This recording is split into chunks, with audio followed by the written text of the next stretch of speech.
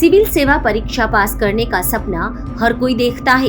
हजारों कैंडिडेट्स हर साल इस परीक्षा में अपनी किस्मत को आजमाते हैं। किसी की किस्मत चमक जाती है तो किसी के भाग्य में हाथ मलना ही रह जाता है। कुछ कैंडिडेट्स जो पास होने से रह जाते हैं फिर एक नई कोशिश करने में जुट जाते हैं। एक ऐसी ही कैंडिडेट्स की कहानी आपको बताते हैं। 2017 बैच की IAS ऑफिसर चांदनी चंद्र का जन्म केरल के अंगमाली में 17 अगस्त 1991 को हुआ।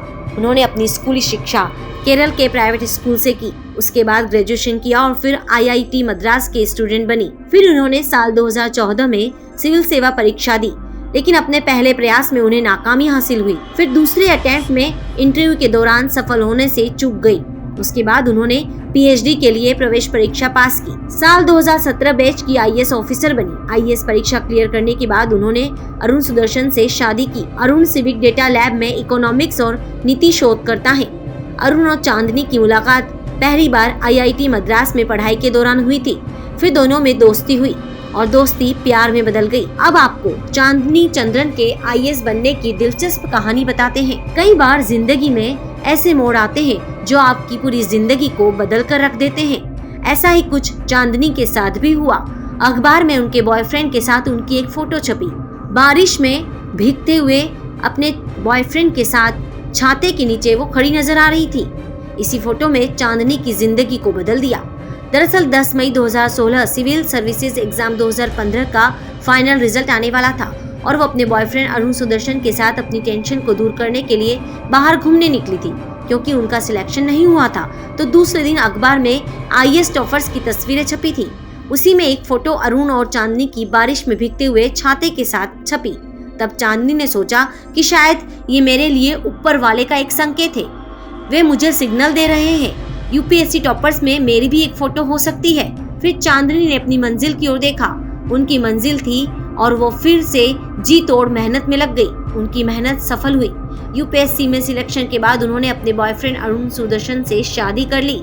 इन दोनों की शादी से पहले फोटो छपी थी तो अरुण ने अखबार को फोटो छापने पर आपत्ति भी जताई थी।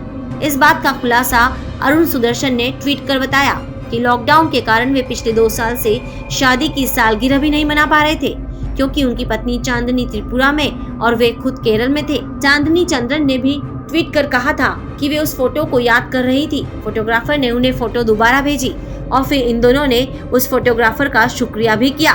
चांदनी चंद्रन एक खुशमिजाज व्यक्तित्व है।